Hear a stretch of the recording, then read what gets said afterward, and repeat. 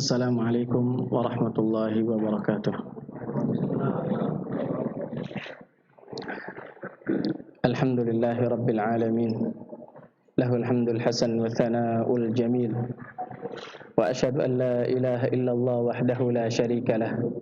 Yaqulul haqqa wa huwa yahdis sabil. Wa ashhadu anna Muhammadan abduhu wa rasuluh. Sallallahu alaihi wa ala alihi wa sahbihi wa sallama tasliman katsira. Wa ba'd. Hadirin kaum muslimin, jamaah salat maghrib Masjid Ubay bin Ka'ab yang semoga sama-sama dirahmati oleh Allah Subhanahu wa taala. Puja dan puji syukur kehadirat Allah Subhanahu wa taala. Pada kesempatan malam hari ini kita kembali dipertemukan dalam salah satu majlis zikir yang semoga Allah Azza wa Jalla memberkahi setiap yang hadir di dalamnya dan memberikan ampunan kepada seluruh yang hadir sehingga dikatakan di akhir majlis nanti qumu maghfuran lakum. Berpencarlah kalian dalam keadaan telah diampuni dosa-dosa kalian. Salawat dan salam senantiasa kita haturkan teruntuk Nabi besar kita Muhammad sallallahu alaihi dan juga beserta para sahabatnya, para keluarganya dan para pengikutnya hingga hari kiamat kelak. Sallallahu alaihi wa ala alihi wa sahbihi wa man tabi'ahum bi ihsanin ila yaumiddin. Hadirin kaum muslimin rahimanillah wa iyyakum. Pada kesempatan malam hari ini kita akan kembali melanjutkan pembahasan kita dari kisah Nabiullah Adam alaihi salam, di mana Allah Azza wa Jalla menyebutkan di antaranya pada surat Al-A'raf dari mulai awal penciptaan Nabiullah Adam alaihi salam yang tidak lain adalah manusia pertama. Ya.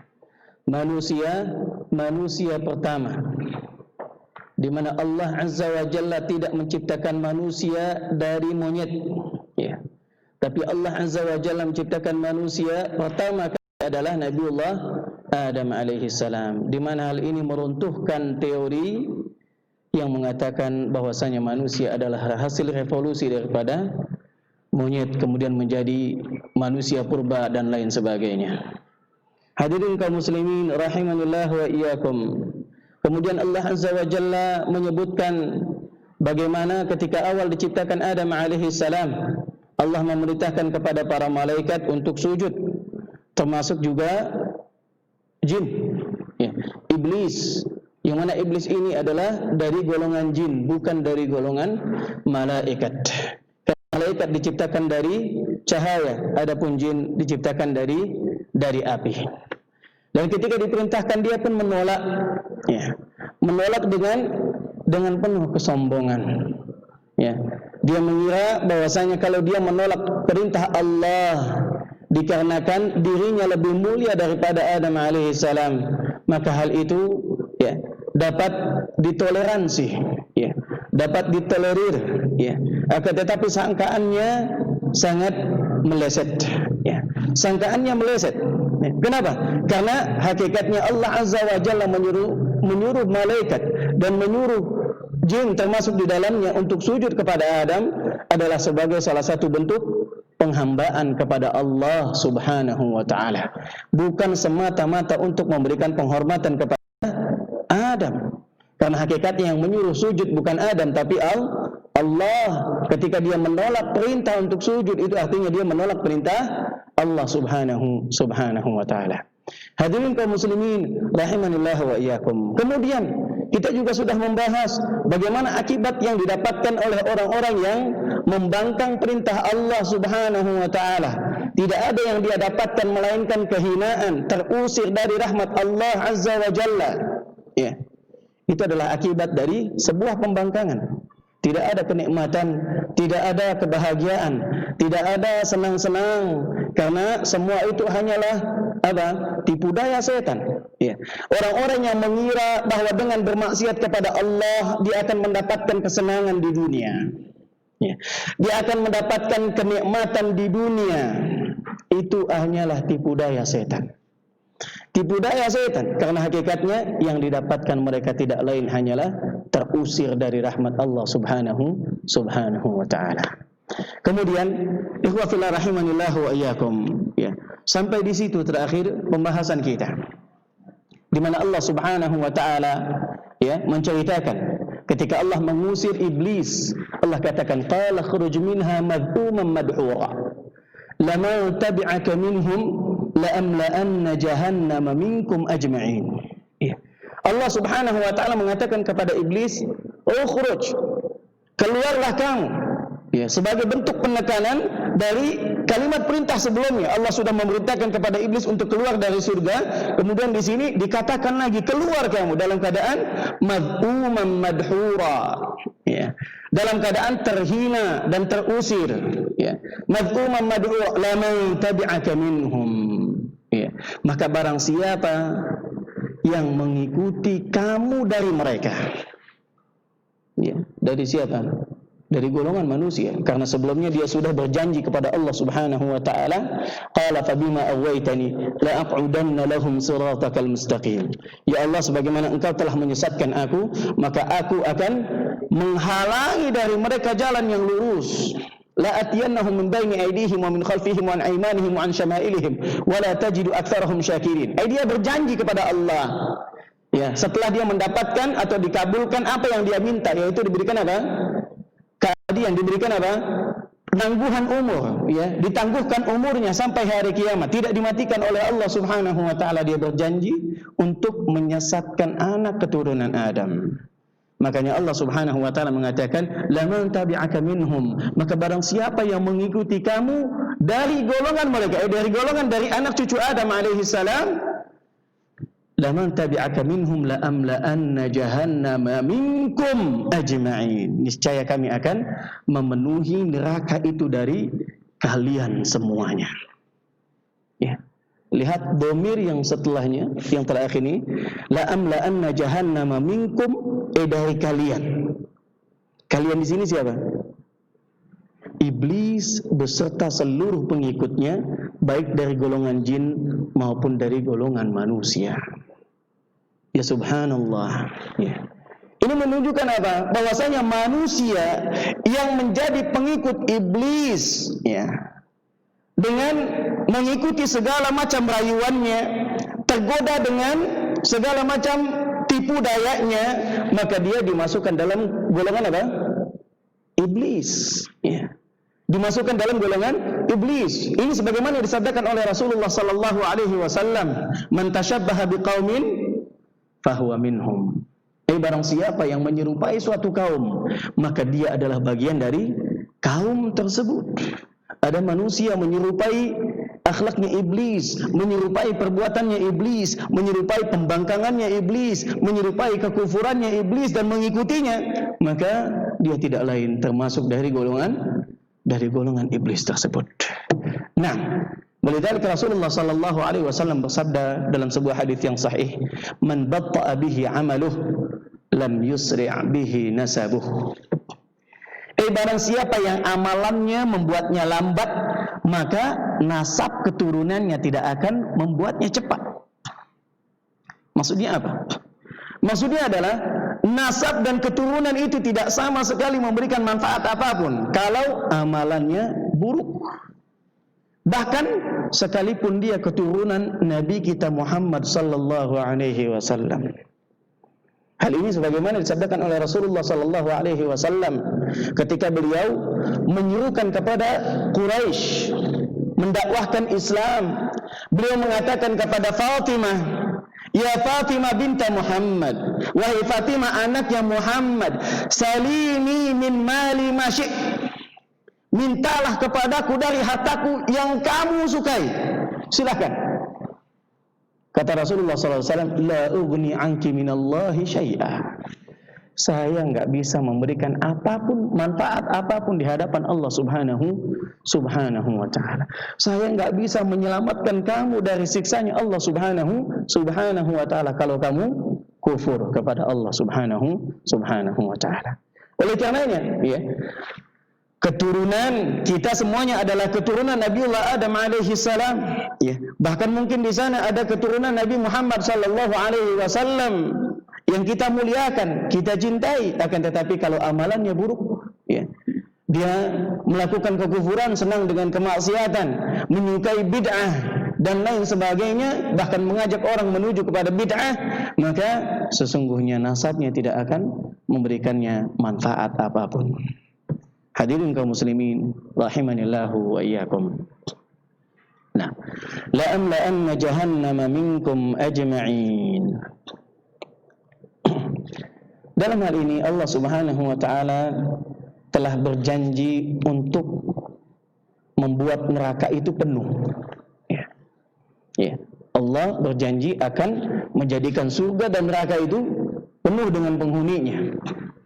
Sebagaimana dalam salah satu hadis yang diriwayatkan oleh Imam Bukhari dan Muslim, dalam hadis qudsi ini Allah Subhanahu wa taala berfirman ketika Allah berkata kepada surga, "Anta rahmati arhamu biki man asya."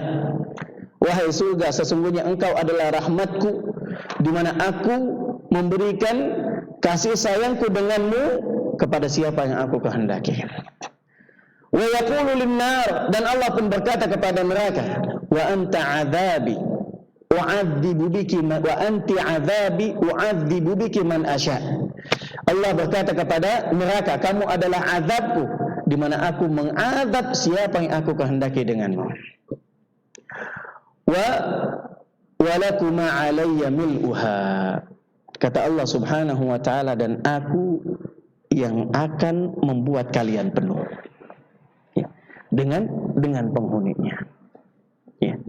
Hadirin kaum muslimin rahimanillahu wa iyyakum, di mana Allah Subhanahu wa taala di hari kiamat kelak berkata kepada neraka Jahannam, "Yauma naqulu li jahannam hal imtalat."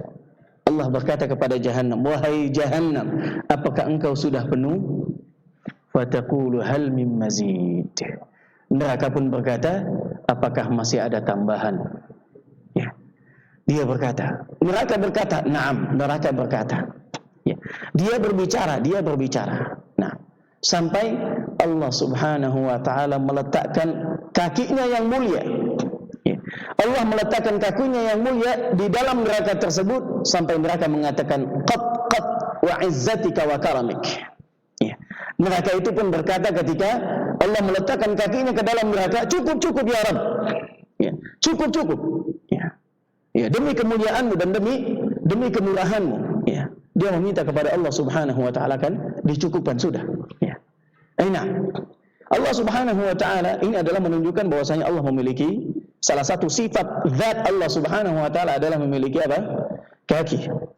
Hanya saja bagaimana kaki Allah Subhanahu wa taala itu yang tidak diketahui. Kita tinggal bilang selaku ahlu sunnah wal jamaah dengan mengatakan laisa kamitslihi syai'un wa huwas samiul basir.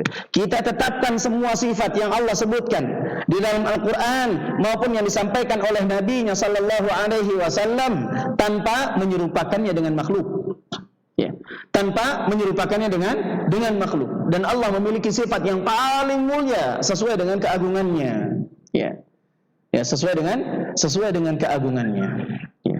Sebagaimana Allah Subhanahu wa taala Maha mendengar lagi Maha melihat, dan makhluknya mendengar lagi melihat, maka pendengaran Allah dan penglihatan Allah tidak sama dengan pendengaran dan penglihatan makhluknya. Begitu juga dengan kakinya. Ya. Begitu juga dengan kakinya. Semua yang terbayang di kepala kita, semua yang terbayang di benak kita, maka Allah berbeda dengan itu. Ya. Allah tidak sama dengan apa yang terdetik di dalam hati kita. Ya. Kalau saja untuk membayangkan salah satu makhluknya, akal kita tidak mampu untuk membayangkan hal itu. Bisakah akal seorang manusia untuk membayangkan Sang Pencipta? Ya. Untuk membayangkan surganya saja kita enggak mampu. Dalam salah satu hadis qudsi Allah Subhanahu wa taala mengatakan, "A'adadtu li'ibadiyas salihin ma la 'ainun ra'at wa la udhunun sami'at wa la khatara 'ala qalbi bashar." Ya Allah Subhanahu wa taala berfirman dalam hadits qudsi ini, aku telah menyiapkan untuk hamba-hambaku yang saleh apa yang tidak pernah dilihat oleh mata, tidak pernah didengar oleh telinga, dan tidak pernah terdetik di dalam hatinya. Ya. Padahal sifat-sifat dari surganya Allah Subhanahu wa taala sudah disebutkan di dalam Al-Qur'an begitu banyak, ya.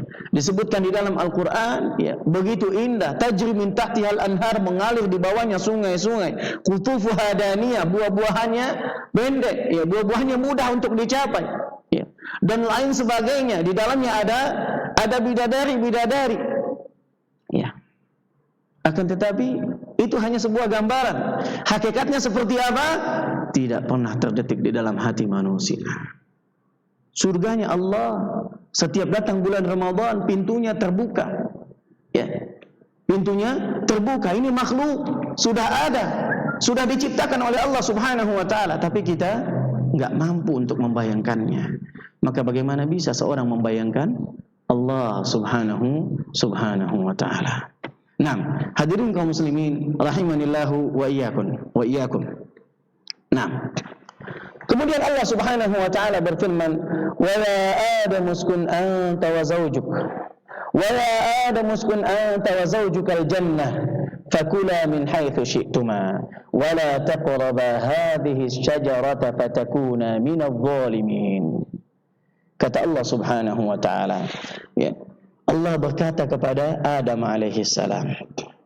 Ini menunjukkan bahwasanya di antara nabi yang diajak bicara oleh Allah Subhanahu wa taala itu selain Nabi Musa alaihi salam juga Nabiullah Adam, ya. Juga Nabiullah Adam alaihi salam. Allah Subhanahu wa taala mengatakan, "Wa ya Adam uskun anta wa zawjuk." Wahai Adam, tinggallah kamu bersama dengan istrimu di mana? Wa ya Adam uskun anta wa zawjukal jannah, di dalam surga. Wa zawjukal jannah fakula min haitsu syi'tuma. Maka makanlah apa saja yang kamu inginkan. Ya. Wala taqraba hadhihi syajarah, tapi jangan dekati pohon ini. Ya. Jangan dekati pohon ini. Wala taqraba hadhihi syajarata fatakuna minadh dhalimin. Jangan kamu mendekati pohon ini, di mana kalau kamu mendekati pohon ini, maka kamu akan termasuk orang-orang yang zalim. Ya. Hadirin kaum muslimin rahimanillahu wa iyyakum. Ya. Ini adalah, ya, rahmat dari Allah Subhanahu wa taala. Ya. Karunia yang besar yang Allah berikan kepada bapak moyang kita, ya, yaitu Nabiullah Adam alaihi salam, di mana Allah Subhanahu wa taala memerintahkannya untuk masuk ke dalam surganya. Itu nikmat. Di mana Allah Subhanahu wa taala memperlihatkan kepada Adam alaihi salam salah satu makhluknya yang paling indah, ya. Tapi Ustaz, bagaimana dengan hadis qudsi tadi? Sekarang Nabiullah Adam alaihissalam dimasukkan ke dalam surganya, itu artinya dia melihat surga, ya. Melihat surga dan mendengar apa yang ada di dalamnya, ya. Tapi bagaimana dengan hadis yang tadi? Kata para ulama, ini tidak bertentangan, karena hakikatnya yang dilihat oleh Nabiullah Adam alaihissalam bukan seluruhnya, ya. Bukan seluruhnya, hanya sebagian kecil saja yang dilihat oleh, ya. Hanya sebagian kecil saja yang dilihat olehnya, ya. Dan bukan berarti dengan begitu dia sudah melihat seutuhnya, ya. Ini menunjukkan bahwasanya, ya, surga yang Allah ciptakan dahulu, yang Allah masukkan ke dalamnya Adam alaihissalam, itulah surga yang akan kita masuki nanti, ya. Surga yang abadi. Hanya saja nanti sudah tidak ada lagi yang namanya pohon yang terlarang itu, ya. Allah menjadikan pohon itu sebagai ujian untuk bapak moyang kita, Nabiullah Adam alaihi salam. Tapi Adam alaihi salam masuk bersama dengan istrinya ke dalam surga tersebut, mendapati berbagai kenikmatan yang ada di dalamnya, ya, mendapati berbagai kenikmatan yang ada di dalamnya. Kemudian Allah Subhanahu wa taala memperingatkan kepadanya, wala taqraba hadhihi syajarah. Tapi banyak kenikmatan yang luar biasa yang bisa kamu nikmati. Satu saja larangannya, jangan dekati pohon ini. Ini menunjukkan bahwasanya rahmat dan karunia yang besar di dalam agama kita, ya, di mana Allah Subhanahu wa taala melapangkan perkara yang halal dan mempersempit perkara yang haram. Di mana dengan yang halal tersebut seseorang sebenarnya sudah cukup dan tidak perlu mencari yang halal. Ya. Banyak rizki yang halal, banyak cara yang halal yang bisa dilakukan untuk menjemput rizki dari Allah Subhanahu wa taala. Tapi kenapa masih banyak orang yang lebih menyukai jalan yang diharamkan oleh Allah Subhanahu wa taala? Padahal jalan yang dihalalkan oleh Allah jauh lebih banyak daripada yang diharamkan. Makanya dalam perkara agama al-aslu fihi al-mana'. Dalam perkara ibadah al-aslu fihi al-mana'. Dalam perkara ibadah hukum asalnya adalah tidak boleh. Ya, dalam perkara ibadah hukum asalnya tidak boleh. Orang enggak boleh beribadah kecuali dengan cara yang telah diperintahkan. Kecuali ibadah yang Allah perintahkan untuk dilakukan. Berbeda halnya dengan perkara selain ibadah. Perkara halal dan haram, ya. Ini al-aslu fihi lil ibah. Kata ulama usul, maka hukum asal, ya, jual beli, ya, makanan, ya, minuman, hukum asalnya adalah mubah, boleh, ya, sampai ada dalil yang melarangnya. Dikarenakan apa? Dikarenakan dalam perkara itu, ya, ini perkara yang dihalalkan begitu jauh lebih banyak daripada perkara yang diharamkan, ya, dalam masalah halal dan haram. Nah, adapun perkara ibadah, maka dia hukum asalnya adalah terlarang sampai ada dalil yang memerintahkan seseorang untuk beribadah dengan cara tersebut. Hadirin kaum muslimin rahimanillahu wa iyyakum. Ya. Kemudian Allah Subhanahu wa taala mengatakan wala taqraba, jangan kamu dekati. Ya, kenapa enggak boleh dekat-dekat? Karena kalau kita dekat-dekat dengan kemaksiatan, ya, itu artinya kita sudah apa? Sudah hampir melakukannya. Ya. Makanya larangan dari berzina itu Allah Subhanahu wa taala mengatakan wala taqrabuz zina. Jangan kamu mendekati berzinahan. Ya. Jangan kamu mendekati berzinahan. Mendekatinya saja sudah terlarang. Bagaimana melakukannya? Jauh lebih terlarang lagi. Begitu juga dengan pohon yang tadi. Mendekatinya saja sudah dilarang. Bagaimana memakan buahnya? Ya. Itu sudah lebih terlarang lagi. Ya. Karena ketika seseorang mendekat kepada perkara-perkara yang diharamkan oleh Allah, ya, dia akan sangat mudah tergelincir ke dalam hal tersebut, ya. Sangat mudah tergelincir karena musuh kita enggak kelihatan, Bapak Ibu sekalian. Musuh kita enggak kelihatan, ya. Iblis, ya. Innahum yarawnakum min haitsu la tarawnahum. Sesungguhnya mereka melihat kalian dari sisi yang kalian enggak melihat mereka. Ya. Masalahnya musuh kita enggak terlihat. Kalau musuhnya terlihat, kita bisa duel dengannya. Ya. Tapi karena dia enggak terlihat, ya, ini dia memiliki nilai plus untuk menggoda kita, ya, menggelincirkan kita. Oleh karenanya, jangan sekali-kali menempatkan diri Anda, ya, mendekati kepada kemaksiatan, ya. Hadirin kaum muslimin rahimanillahu wa iyyakum. Wala taqrab hadhihi asy-syajarata fatakuna minadh dhalimin. Maka kamu kalau mendekatinya termasuk orang-orang yang berbuat zalim.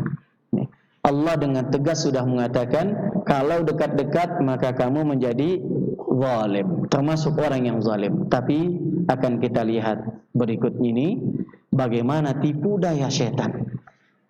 Ya. Tipu daya setan membujuk dan memperdaya hal yang sebenarnya pada dasarnya, pada asalnya sudah jelas itu nggak boleh. Ya. Sesuatu yang jelas-jelas nggak boleh, tapi bisa dia rubah menjadi abu-abu. Ya. Awalnya dirubah jadi abu-abu dulu, gitu kan. Buram-buram ini sebenarnya boleh atau tidak, dibuat ragu-ragu. Baru setelah itu apa? Seakan-akan menjadi terang benderang dan jadi boleh. Akhirnya dia lakukan tanpa ragu-ragu. Awalnya ragu-ragu, setelah itu nggak pakai ragu-ragu lagi, malah senang. Ya. Baik, kita lihat. Allah Subhanahu wa taala berfirman, "Fawaswasa lahum asy-syaitan. Fawaswasa lahum asy-syaitanu liyubdiya lahumā mā wuriya 'anhumā min sawātihimā. Wa qala ma nahakuma rabbukuma an hadhihi syajarati illa an takuna malakaini aw takuna minal khalidin." Kata Allah Subhanahu wa taala, setan ini memberikan bisikan-bisikan. Ya. Fawaswasa lahum asy-syaitan. Setan memberikan bisikan-bisikan, menggoda. Untuk apa? Untuk menampakkan aurat keduanya. Ya. Untuk membuka aurat keduanya. Wa qala, dan dia pun mengatakan, ma nahakuma rabbukuma an hadhihi syajarah, sesungguhnya Rabb kalian itu, ya, Tuhan kalian ini tidak melarang kalian dari memakan pohon ini, melainkan illa an takuna malakaini aw takuna minal khalidin, melainkan supaya kamu berdua tidak menjadi malaikat. Supaya kamu berdua nggak jadi malaikat. Karena kalau memakan itu kamu jadi malaikat nanti. Atau kamu berdua akan menjadi kekal dan abadi.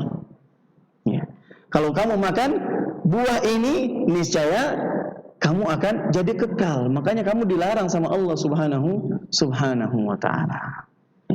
Lihat bagaimana dia menggoyahkan Nabiullah Adam alaihissalam bersama dengan istrinya. Godaan ini dibuat bervariasi, berulang-ulang. Karena di sini disebutkan setan ini menggoda Adam alaihissalam dengan mengatakan, ma nahakum wa qala ma nahakuma rabbukuma an hadhihi syajarati illa an takuna malakain aw takuna minal khalidin. Dia menggodanya dengan bahwasanya kalau kamu makan itu kamu nanti jadi malaikat. Ya.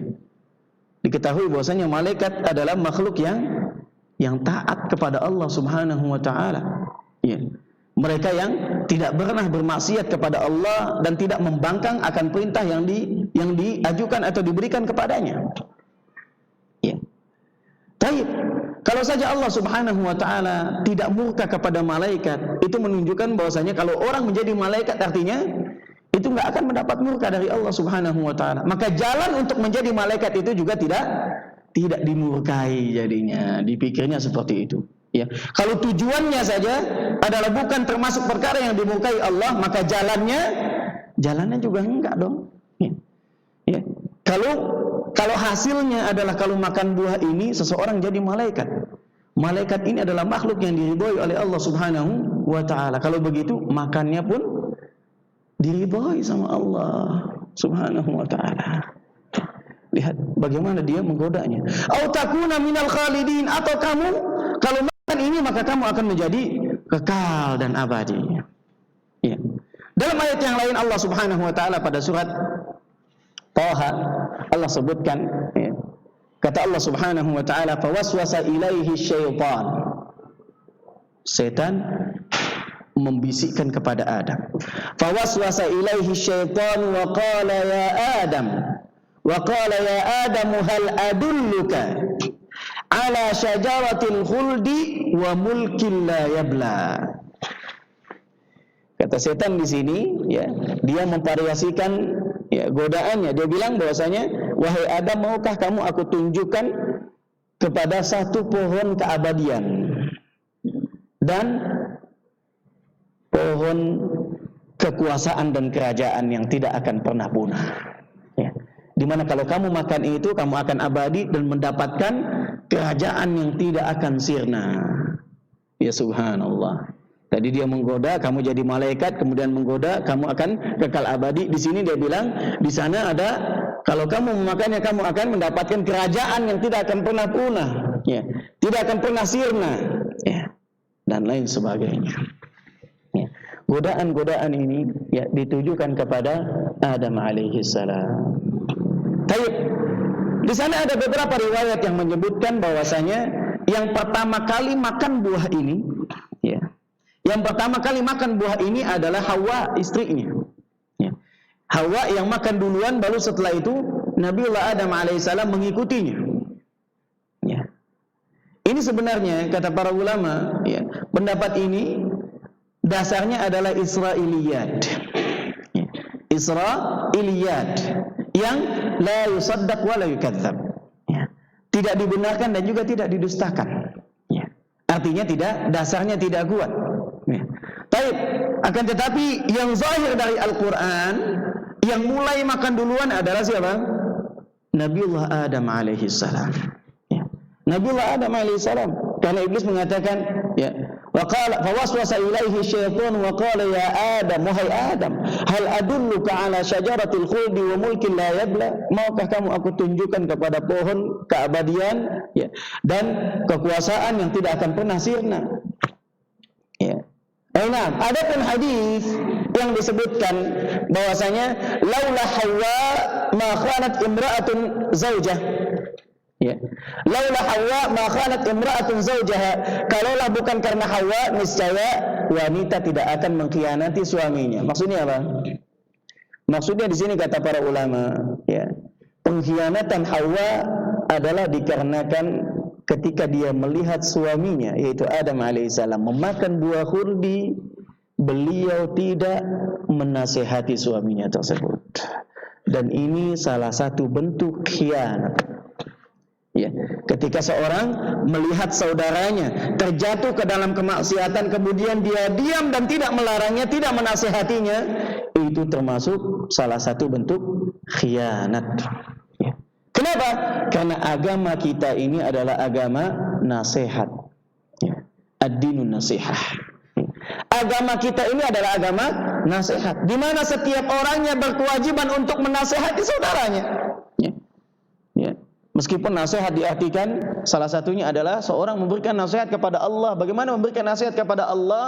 Yaitu adalah dengan mentauhidkannya, dengan mengesahkannya dalam ibadah-ibadah yang dia lakukan, tidak menyekutukan Allah Subhanahu wa taala. Begitu juga dengan nasihat kepada Rasulnya, yaitu dengan mengikuti sunnahnya dan tidak berpaling dari sunnahnya kepada yang lain, ya. Begitu juga nasihat kepada pemimpin, ya, dengan mengikuti dan taat kepadanya dalam perkara yang tidak menjurus kepada kemaksiatan kepada Allah. Maka seorang diwajibkan taat kepada pemimpinnya, ya. Maka kepada sesama kaum muslimin, setiap kita diwajibkan untuk saling nasihat menasihati. Sebagaimana dalam sebuah hadis yang sahih, Rasulullah sallallahu alaihi wasallam bersabda, "Man ra'a minkum munkaran falyughayyirhu bi yadihi, fa in lam yastati' fa bi lisanihi, fa in lam yastati' fa bi qalbihi wa dzalika adhaful iman." Kata Rasulullah sallallahu alaihi wasallam, maka barang siapa, ya, di antara kalian yang melihat kemungkaran di depan kedua matanya, maka hendaklah dia rubah kemungkaran tersebut dengan tangannya. Tangannya di sini diartikan sebagai kekuasaan, ya, jabatan yang dia miliki, kekuatan dan lain sebagainya yang bisa seseorang itu merubah keburukan yang ada di depan matanya. Kalau tidak bisa, maka fabilisanihi, maka dengan lisannya dia nasihati orang tersebut, ya. Dengan bilang ittaqillah, bertakwalah wahai fulan, jangan engkau melanggar aturan Allah Subhanahu wa taala. Fa illam yastati' fa biqalbihi wa dzalika adhaful iman. Kalau tidak bisa, maka dengan hatinya. Bagaimana dengan hatinya? Dia tinggalkan tempat tersebut, ya. Dia tinggalkan tempat tersebut, ya. Tidak lagi bersama dengan orang tersebut. Kenapa? Karena dia kalau menetap di tempat itu, maka hatinya bisa jadi lama kelamaan tidak lagi dapat mengingkari kemungkaran yang ada di depan matanya. Hadirin kaum muslimin rahimanillah wa iyyakum. Maka diam terhadap kemungkaran yang ada di depan mata ini termasuk bentuk pengkhianatan terhadap saudara kita. Hadirin kaum muslimin rahimanillah wa iyyakum. Ya. Pada ayat ini menunjukkan bahwasanya gangguan bisikan setan itu juga ternyata dapat masuk ke dalam apa? Ke dalam hati seorang nabi. Ya. Gangguan itu juga masuk ke dalam hati seorang nabi. Nabiullah Adam alaihissalam. Ya, beliau adalah seorang nabi. Ya. Ya. Karena beliau juga adalah manusia biasa. Ya. Justru karena beliau manusia biasa itu menjadi apa? Menjadi panutan bagi kita. Ya. Karena tidak ada yang berbeda dengan kita. Ya. Beliau manusia biasa, digoda dengan setan. Betul, digoda juga dengan setan. Ya. Nah, bukan berarti Nabi itu, kalau Nabi itu berarti apa? Setan itu nggak menggoda dia. Ya. Atau ada anggapan kalau orang soleh itu berarti setan udah nggak menggoda dia lagi. Tidak. Ya. Setan tetap menggodanya, bahkan luar biasa tipu dayanya. Sebagaimana yang terjadi pada Nabiullah Adam alaihissalam. Bahkan Nabiullah Yusuf alaihissalam, bagaimana godaan itu luar biasa, digoda dengan wanita, digoda juga oleh setan yang ada di dalam hatinya. Ya. Menggoda setan melalui hatinya. Ya. Ya. Di mana setiap manusia ditanamkan ada namanya kecenderungan kepada syahwat. Ya, dia memiliki syahwat. Laki-laki cenderung kepada wanita, wanita cenderung kepada laki-laki. Ya. Ini adalah sesuatu yang tabi'i, ya, yang fitri. Ya. Akan tetapi bagaimana seorang itu menyikapi karunia tersebut, syahwat tersebut. Ya. Orang-orang yang saleh maka dia menyalurkan syahwatnya pada yang halal. Berbeda halnya dengan orang yang bodoh. Ya. Orang yang kufur, orang yang senantiasa mengumbar hawa nafsunya, syahwatnya. Dia ikuti kemana alurnya, kemana jalannya, dia tetap ikuti. Ini bermasalah. Ya. Bagaimana Nabi Yusuf alaihi salam, Allah ceritakan, walaqad hammat bihi wa hamma biha laula an ra'a burhana rabbih. Ya. Ketika dirayu oleh wanita, istrinya Al-Aziz, ya, istrinya seorang pejabat di Mesir, beliau ada walaqad hammat bihi wa hamma biha. Ya. Wanita itu sudah ingin, tentunya karena dia yang mengajak. Wa hamma biha, dan juga Nabiullah Yusuf alaihissalam juga memiliki keinginan tersebut. Hanya saja beliau lawan hawa nafsunya tersebut. Ya. Dengan memohon perlindungan kepada Allah Subhanahu wa taala. Ya. Makanya disitulah letak keutamaannya. Ketika seorang hamba ya dapat menundukkan hawa nafsunya untuk taat kepada aturan Allah Subhanahu wa taala. Makanya di antara golongan orang-orang yang dijanjikan mendapatkan naungan di hari kiamat, di hari yang tidak ada naungan kecuali naungan dari Allah Subhanahu wa taala, adalah rajulun da'atu imra'atun dhatu mansibin wa jamal faqala inni akhafullah. Di antara 7 golongan yang mendapatkan naungan di hari kiamat, di hari ya tidak ada tempat berteduh ketika itu, jarak matahari dengan kepala manusia hanya 1 mil. Orang-orang ada yang tenggelam dengan keringatnya, ada yang keringatnya semata kaki, ada yang selutut, ada yang sepinggang, bahkan ada yang tenggelam. Ya. Akan tetapi di sana ada 7 golongan yang mereka tidak kepanasan. Ya. Mendapatkan naungan. Siapa mereka? Salah satunya adalah rajulun, seorang laki-laki, da'athu imra'atun dhatu mansibin wa jamal. Ya. Yang dirayu untuk melakukan perzinahan dengan seorang wanita yang memiliki kedudukan dan kecantikan. Kemudian dia mengatakan, inni akhafullah, sesungguhnya aku takut kepada Allah Subhanahu wa taala. Ya. Taib, ya. Alhamdulillah kita bersyukur, ya. Kita bersyukur tidak mendapati tidak diberikan cobaan seperti yang menimpa Nabiullah Yusuf alaihi salam. Kalau enggak dicoba dengan itu, jangan berharap dicoba. Ya. Jangan mengharapkan diberikan ujian dengan dirayu oleh wanita yang memiliki kedudukan dan kecantikan untuk berzina. Jangan. Ya. Kenapa? Karena sesungguhnya orang yang paling selamat adalah orang yang dijauhkan dari ujian-ujian tersebut. Karena kalau sudah datang, kita enggak tahu apakah kita akan mampu menahan diri untuk tidak terjatuh ke dalamnya, ataukah kita termasuk orang-orang yang rusak dan binasa di dalamnya. Wala haula wala quwwata illa billah. Hadirin kaum muslimin rahimanillahu wa iyyakum. Fawaswasa lahum syaitan liyubdiya lahum ma wuriya anhuma. Setan ini ya memberikan godaan, bisikan untuk apa? Salah satu tujuannya adalah untuk membuka auratnya. Ya. Salah satu tipu daya setan adalah bagaimana caranya dia untuk membuka aurat zahirnya. Kenapa? Kata para ulama, sesungguhnya aurat yang zahir ini, kalau dia dibuka itu menunjukkan apa? Itu menunjukkan akan terbukanya aurat batinnya juga. Apa yang dimaksud dengan aurat? Aurat itu yang apabila nampak maka seorang merasa malu. Apabila nampak seseorang merasa malu. Kalau dia sudah tidak punya malu lagi menampakkan auratnya, itu menunjukkan apa? Aurat yang ada di dalam hatinya juga terbuka. Apa aurat yang ada di dalam hatinya? Kebodohan dirinya. Kebodohan dirinya akan Allah Subhanahu wa taala. Kelemahan imanannya, keimanannya yang lemah itu nampak dari nampaknya aurat dirinya. Ketika dia menampakkan auratnya, dia menunjukkan apa? Keburukan yang ada di dalam hatinya itu muncul. Nampak terlihat dia bodoh terhadap syariat Allah. Dia juga apa? Imannya lemah. Kenapa? Karena hakikatnya larangan untuk mengumbar aurat ini sudah jelas. Sinfan min ahli nar. Ada dua golongan yang termasuk golongan penghuni neraka. Lam arahuma, yang aku tidak pernah melihat, belum melihatnya. Kata Nabi SAW. Salah satu di antara keduanya adalah apa?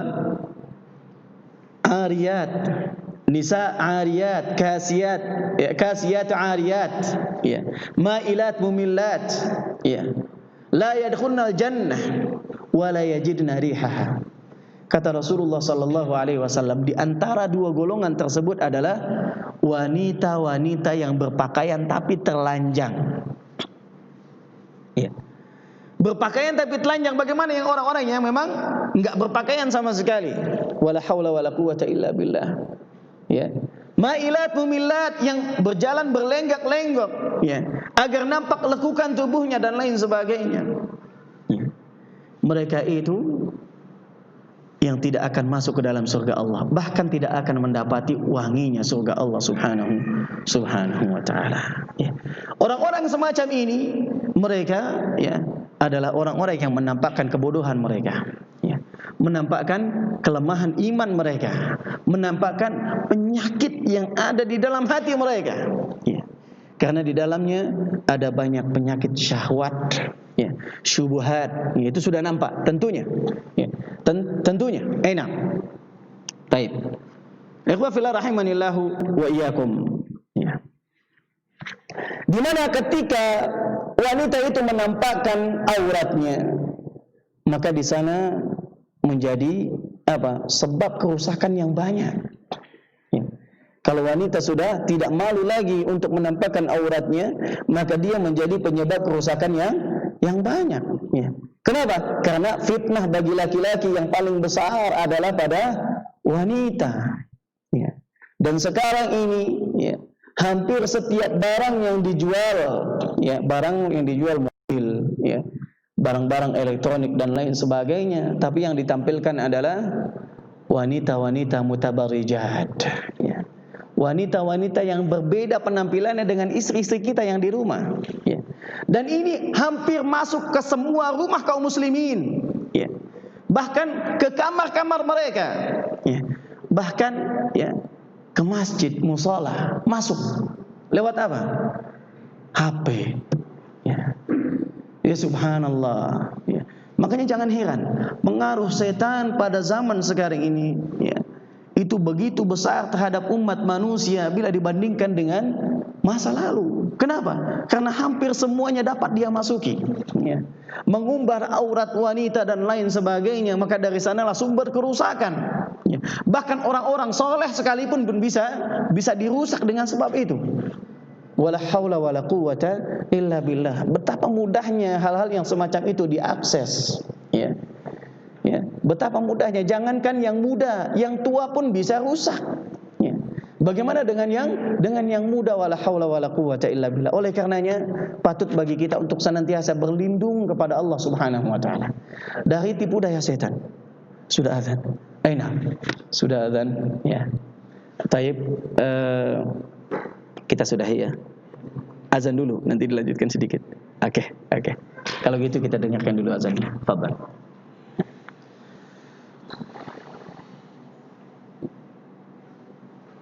Allahu Akbar, Allahu Akbar. Allahu Akbar,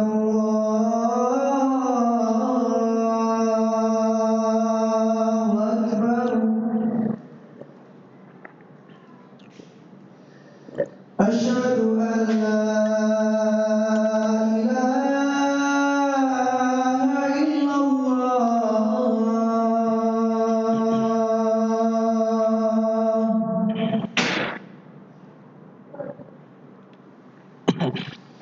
Asyhadu an la ilaha illallah.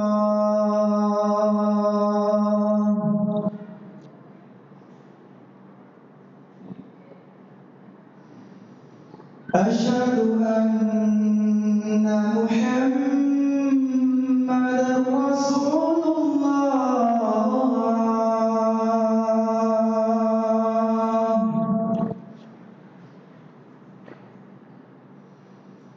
Asyhadu anna Muhammadar Rasulullah.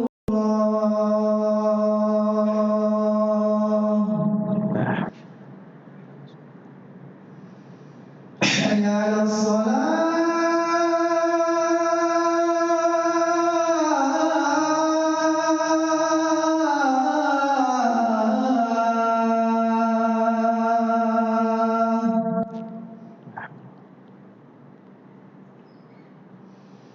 Hayya 'alas salah.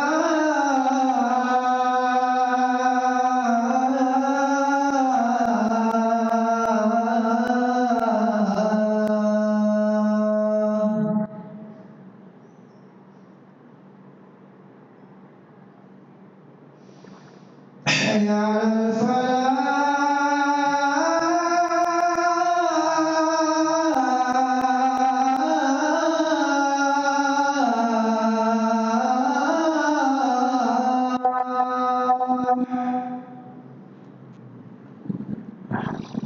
Hayya 'alal falah.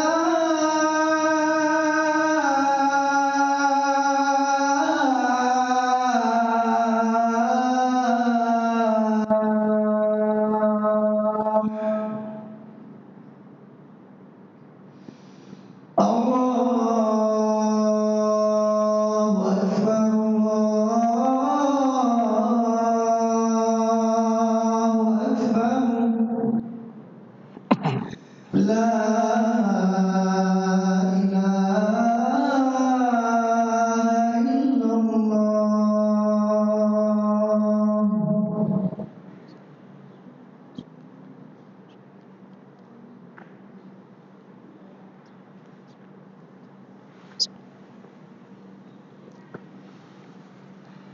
Alhamdulillah wassalatu wassalamu ala Rasulillah wa ala alihi wa sahbihi wa mawalah wa ba'du.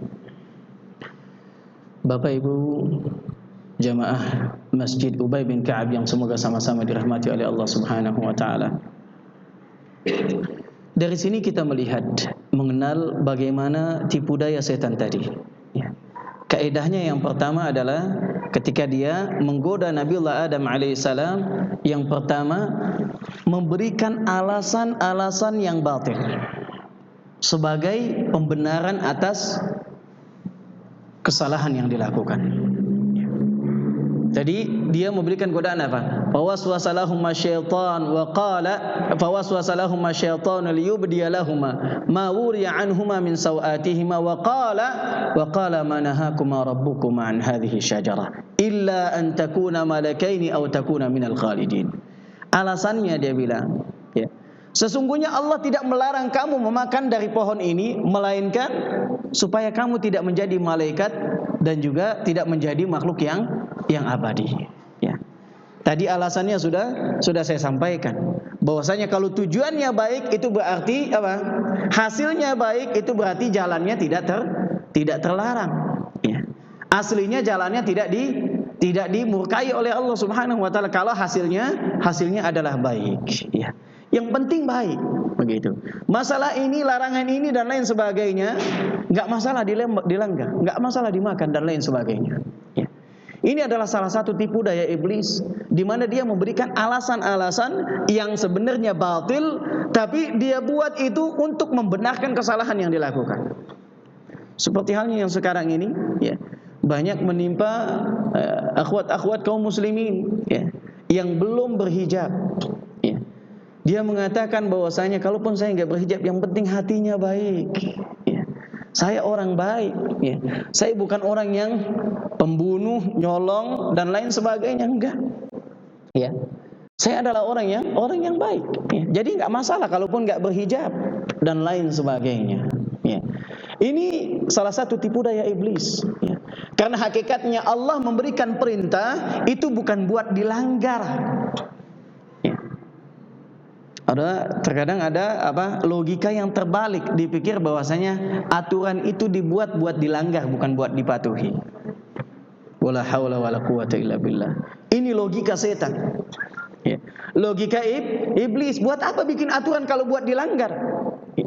Justru aturan itu dibuat agar apa? Untuk dipatuhi. Ya. Bukan buat dilanggar. Ya.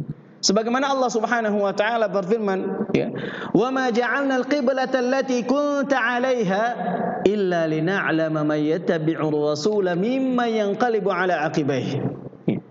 Kata Allah Subhanahu wa taala, sungguh tidak kami menjadikan kiblat yang dahulu. Allah Subhanahu wa taala sebelum memerintahkan Nabi kita sallallahu alaihi wasallam untuk salat menghadap Ka'bah, Allah sebelumnya memerintahkan beliau untuk salat menghadap mana? Masjidil Aqsa. Ya. Aturan yang pertama, salatnya menghadap Masjidil Aqsa. Kemudian dirubahlah kiblat itu menjadi ke arah kiblat Ka'bah. Ya.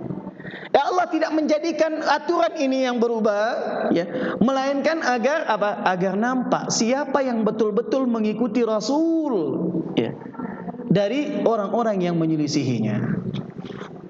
Ya. Begitu juga syiar orang-orang yang beriman, ya. Sebagaimana Allah sebutkan dalam surat Al-Ahzab, kata Allah Azza wa Jalla, "Wa ma kana lil mu'minin wala mu'minatin idza qada Allahu wa rasuluhu amran ay yakuna lahumul khiyaratu min amrihim." Ya. "Wa man ya'sillaha wa rasulahu faqad dhalla dhalalan mubina." Kata Allah Subhanahu wa taala, wa ma kana lil mu'min, tidak ada pilihan bagi orang-orang yang beriman, bagi laki-laki yang beriman dan bagi wanita yang beriman, tidak ada pilihan bagi mereka ketika Allah sudah menentukan sebuah keputusan. Ketika Allah sudah menentukan sebuah aturan, maka mereka enggak ada pilihan lain kecuali dengan taat kepada Allah dan Rasul-Nya. Ya. Makanya syiar orang-orang yang beriman adalah sami'na wa ata'na. Kami dengar dan kami taat. Bukan sami'na wa asaina. Jadi yang harus dicapai itu bukan cuma hasilnya menjadi orang yang baik, bukan hanya itu, tapi juga apa? Larangan dan perintahnya juga harus dipatuhi. Bukan berarti kalau sudah baik, merasa dirinya baik, itu berarti apa? Enggak harus memenuhi, enggak harus mentaati perintah Allah Subhanahu wa taala. Karena sebagian orang ada yang berlogika, ya.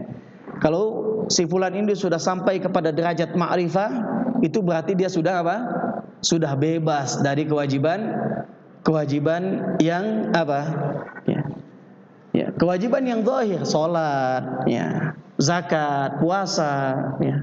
Itu adalah buat orang-orang yang awam saja, ya. Buat orang yang awam. Adapun yang sudah sampai kepada makrifat, mereka enggak lagi ada kewajiban untuk itu. Bahkan kalaupun apa? Jadi ada suatu cerita, ya, di Afrika sana, ya. Ketika ada syekh, ya, yang dihormati dan lain sebagainya. Orang-orang datang kepadanya buat belajar ilmu agama. Tapi anehnya, setiap kali datang waktu sholat, syekh itu tidak beranjak dari tempat duduknya.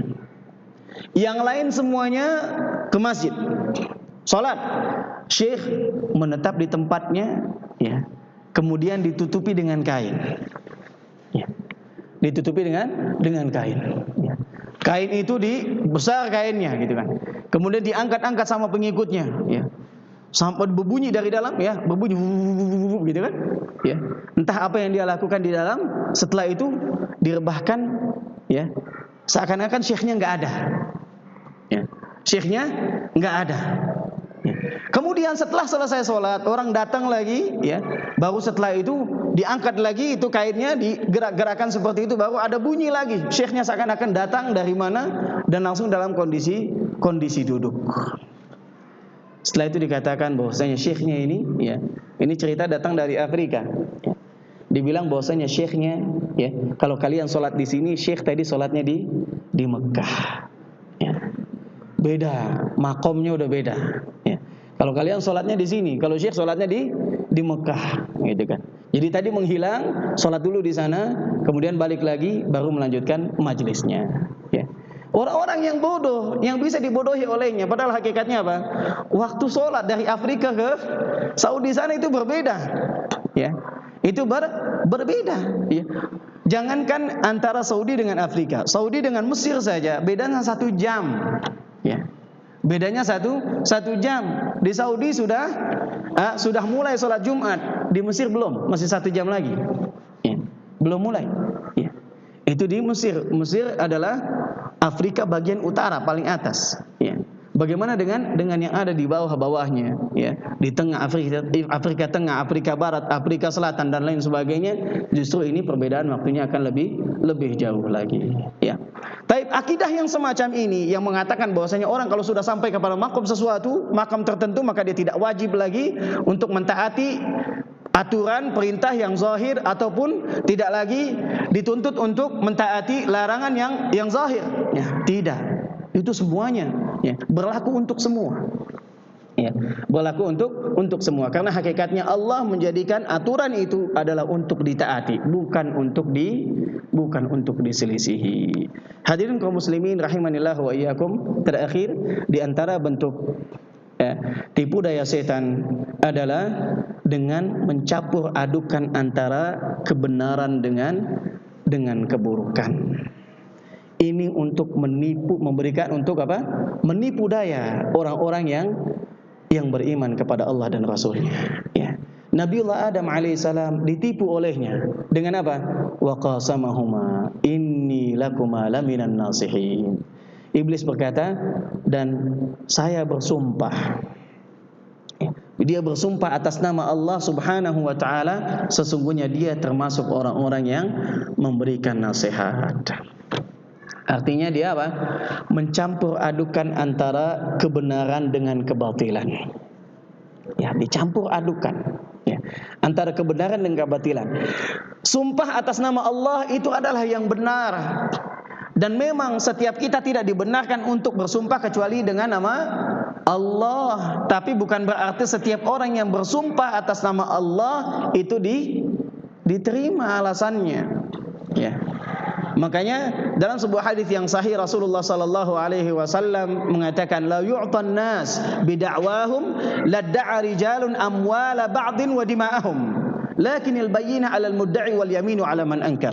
Kata Rasulullah sallallahu alaihi wasallam, seandainya setiap orang kalau dituruti atau diberikan apa yang dia aku-aku, maka niscaya akan ada banyak orang yang mengaku-ngaku harta orang lain dan darah orang lain. Akan tetapi syarat diterimanya pengakuan seseorang adalah al-bayyinah 'alal mudda'i, bukti untuk orang yang mengaku-ngaku, wal yaminu 'ala man ankar, dan sumpah buat orang yang mengingkarinya. Kapan sumpah itu diterima? Ketika tidak ada bukti yang kuat. Ya. Ketika ada orang yang datang mengaku-ngaku, ditanya apa buktinya? Enggak ada bukti. Ya. Dia mengaku bahwasanya orang tua kamu dulu mewakafkan tanah ini. Ya. Tapi ditanya apa buktinya? Mana ikrarnya? Siapa saksinya? Enggak ada. Gitu kan? Enggak ada. Taib, ya sudah kalau gitu anak tinggal bersumpah, demi Allah ayah saya tidak pernah mewakafkan tanah ini. Selesai. Ya. Selesai. Ya. Karena hukum asalnya adalah barang atau harta peninggalan itu adalah at-tirkah, warisan. Ya. Jadi kalau disebut bahwasanya itu adalah wakaf, maka harus ada bukti, mana ikrarnya, ya, mana saksinya dan lain sebagainya. Dalam hal ini, ya, sumpah, ketika seorang berkata-kata dengan sumpah, wallahi, ya, saya tidak melakukan ini dan itu, ya, selama sumpahnya itu tidak ada sesuatu yang menolaknya, atau misalnya tidak ada bukti yang lain yang membantah sumpahnya tersebut, maka sumpahnya harus diterima. Ya, sumpahnya harus diterima, dan ini yang dilakukan oleh Nabiullah Adam alaihi salam. Ya, dia bersumpah, iblis itu bersumpah, dan beliau tidak mengetahui, ya, akan dibalik tipu daya itu. Ya, dan beliau tidak mengira kalau ternyata ada orang yang bersumpah tapi dusta. Ya, ada orang yang bersumpah tapi dusta. Ya, tidak pernah terpikirkan olehnya. Oleh karenanya beliau pun menerimanya nasihat tersebut, dan akhirnya terjatuh ke dalam perkara yang sudah ditakdirkan oleh Allah Subhanahu wa taala. Insyaallah akan kita lanjutkan kembali pada kesempatan yang lain. Semoga Allah Azza wa Jalla memberkahi apa yang kita pelajari pada malam hari ini. Wa sallallahu ala nabiyyina Muhammadin wa ala alihi wa sahbihi wasallam. Subhanakallahumma bihamdik asyhadu an la ilaha illa anta astaghfiruka wa atubu ilaik. Wassalamualaikum warahmatullahi wabarakatuh.